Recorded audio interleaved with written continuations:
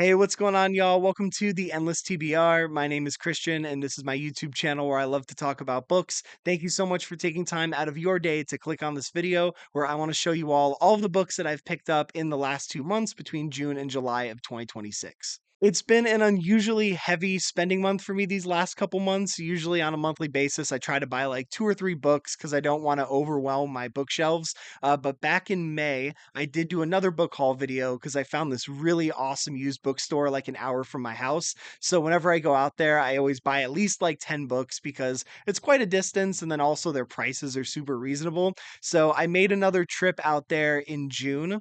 And then also this month in July, I've been working on accumulating a lot of the books that I'll need for the second half of 2026 to meet a lot of the reading goals, a lot of the different series that I want to try to finish before the year is over. You're going to see a lot of Dune books in this video, just to let you know. I've accumulated 22 different books that I've purchased in the last few months. So just wanted to go through them and show them to you guys. And yeah, let's get into it. So I'll start off with a set of books that I showed in a previous video that I made, and that is the Mistborn Era 2 collection right here. This is by Brandon Sanderson, and this is the fourth through seventh book in the series.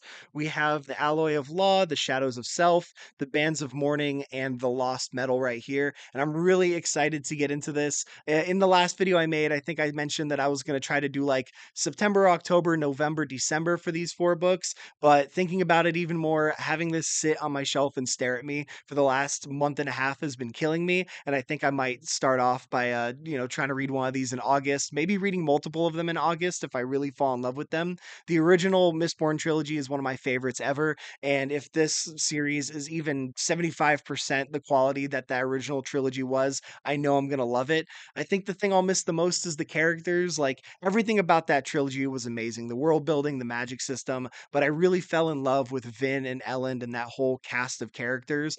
I've heard good things about the two guys in this book. I think their names are like Wax and Wayne. I hope I didn't get that wrong. So I've heard from the community that those characters are awesome, but we'll see how it goes. I have high hopes for this one, but also, I have the first Mistborn series on such a high pedestal that I hope I'm not setting myself up for failure with the second series. But that is 4 of the books that I've bought, Mistborn Era 2. All right, next up, I'll just address the elephant in the room. I already mentioned them, but I picked up a ton of Dune books here. Let me see if I can get a good angle. Bunch of Dune books right here, 7 of them in total.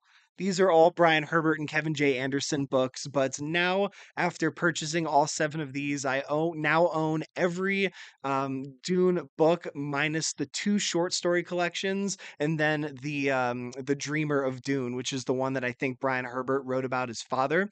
But I at least have all like the storybooks in here that aren't the short story collections, and now I'm going to try to read them all. That's going to be the big challenge for me in 2026 is to try to get through all of these because I have these 7, and then there's also two, three on my shelf that I haven't gotten to as well, but I picked up a long time ago. I've already shown them in other videos. So real quick, we'll go through this stack right here. I have the Hunters of Dune and the Sandworms of Dune blocking my face. There we go. Hunters of Dune and Sandworms of Dune. These are the ones that come like right after the original 6 books that Frank Herbert wrote. Then we have Princess of Dune, which I believe I actually didn't look up what any of these are about. I just knew I had to get them, but I think this one is about Chani, if I'm not mistaken. Reading the back here, yeah, it looks like this one's about Chani, so that's cool. And then a really good friend of mine found like books 2 and 3 of like the Kaladin series. These ones right here, or no, not that one. We got Lady of Caladan and the Heir of Caladan. These ones, she found them in like a thrift store off in like another state, and they're really nice and great condition and hardback. So I went online and ordered the hardback of the first book in the series, which is the Duke of Caladan. So now I have a really nice matching set of these. This is like the only set of all the Dune books that I have in hardcover.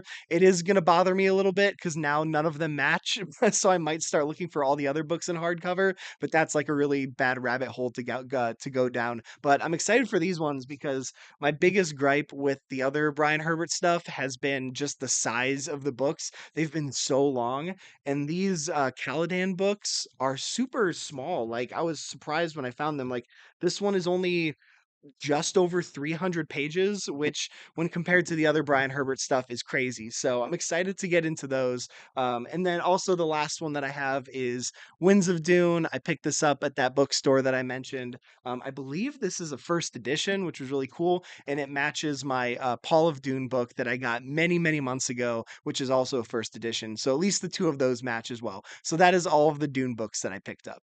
All right, moving right along, we'll do Stephen King books next. I picked up three Stephen King books in the last couple months. The first one here is The Running Man. This is the next one in order that I have to read. Technically, I was supposed to read this one in July, but I didn't get around to it, so I'm going to read it in August. But this was the next one in publication order that I had to pick up. And then I grabbed a couple that were at the discount section. So the first one is this one right here, Skeleton Crew. I got it for $3.99 at BAM in the discount section there. So I believe this is a short story collection. It has the monkey on it. I saw that movie last year. That movie was really ridiculous. So I'm excited to get into this one. I haven't read a Stephen King short story collection since Night Shift, which is one of my favorites by him. So really stoked to get into more short stories. And then speaking of short stories, I picked this one up at that thrift shop that I mentioned. And this is Nightmares and Dreamscapes, which I believe is also a short story collection. But man, this book is massive. It is huge. It's, let's see here, over 800 pages. So I hope I'm not making a fool of myself. I am pretty sure that this is a short story collection. If it's not, I'm gonna feel really silly. I'm trying to scroll through the first couple pages here to see. Yeah, it looks like, yeah, a lot of different short stories in here. I don't know if you guys can see that, but excited for this one. Always love to pick up some more Stephen King stuff, and I was able to find this one in really good condition. This is like one of the older versions of the book. So those were the three Stephen King books I bought within the last few months. All right, now moving on to the books that are not Stephen King or Dune or Mistborn era 2.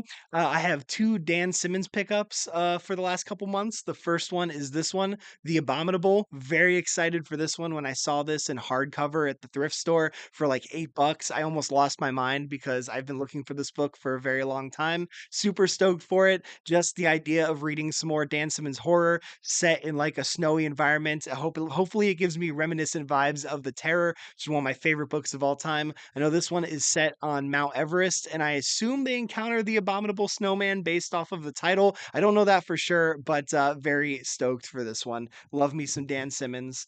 And then I also picked this book up as well. It's called Elium. I was really looking for Hyperion. That was the main Dan Simmons book I was looking for, but I couldn't find it. Not super surprised because I think that's one of his most famous books. But the fact that I could find this one, it's another one of his science fiction books. I'll have to do a little more research and see if there's like a recommended reading order for his science fiction books. As far as I know, this is a standalone novel. It's very big too. It's like, man, like over 700 pages. So, but excited to find some more Dan Simmons. I'm always trying to collect more of his stuff. So that is Elium right there. And then I also got Inferno by Dan Brown. This is book 4 in the Robert Langdon series. I am reading that as part of a challenge for myself for this year to finish all 6 of those books. I had to kind of take a pause because I didn't own the 4th book, even though I owned the 5th book for some reason. But I was able to find this one in the bookstore and grabbed it. I'm a little upset because all my other Dan Brown books are all hardcover and this one is paperback. So eventually maybe if I can find the hardcover version, I'll swap this out. But at least now I own it so I can continue the series and knock that out before the end of the year.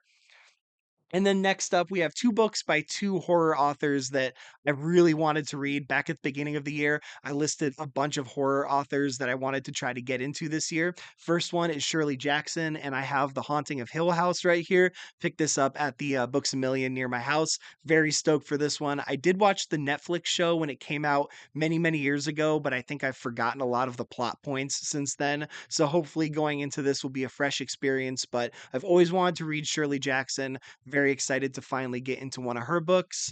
And then the other author is Clive Barker. I found this book at the thrift shop that I shop at, and it's called The Thief of Always. I've never heard of it. I don't know anything about it, but the lady at the front of the store recommended this one to me. There was a few different Clive Barker books, and I was like, hey, of these, which one would you recommend? And she threw this one my way. So very excited for it. It seems to have nice reviews online. So yeah, finally going to get to read some Clive Barker here. And then this next book was actually a gift by a guest where I work. They gave this to me because they were like, "Hey, I don't want it anymore. If you want it, I know you like to read a lot." So it is Pirate Latitudes by Michael Crichton.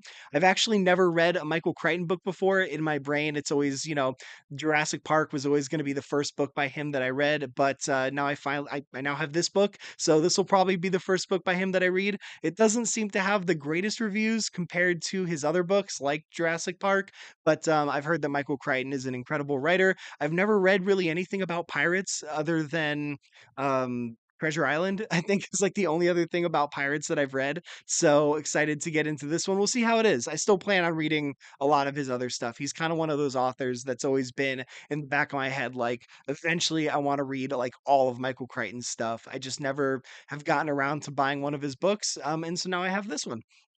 And then we have The Dr. Jekyll and Mr. Hyde and Other Strange Tales by Robert Louis Stevenson. I saw this at the discount section at my local Books A Million and decided to get it because I had just finished reading Dance Macabre by Stephen King. And in that book, he says the three most influential horror novels of all time are Frankenstein by Mary Shelley, Bram Stoker's Dracula, and then Dr. Jekyll and Mr. Hyde. And I've read this story back in like middle school, but I don't really remember too much about it. I know you have the dichotomy of the two characters, Dr. Jekyll and Mr. Hyde, and the scientist turns into the monster, but that's all I really remember. So really excited to read that classic story again that Stephen King just said was like so influential. So that is that book right there. And then the last book is one that I wasn't planning on buying when I went to the bookstore, but I saw it on the shelf and I was like, man, it's at such a good price. Let me pick it up. And that is The Ring right here by Fujo or Koji Suzuki. Koji Suzuki. This is the book that inspired the movie, 7 Days, the killer videotape that when you watch it, you die in a week. That is one of my favorite movies of all time. I love The Ring. It freaked me out so much as a kid, and I watch it like at least once a year as an adult. So I felt silly. I didn't know for the longest time that it was based off of a book. And then when I found out it was, I was like, wow, I'd really like to read that book one day. And then I was just going through my bookstore and I saw this on the shelf and I was like, I'm going to buy that right now. So very excited to finally get to read this story. All right, y'all. So those are my book pickups for June and July of 2026. 22 books in total. Very excited to get into them. I have a lot of work to do, a lot of awesome stories to read. Let me know if you've read any of these books. Let me know what books you've picked up recently.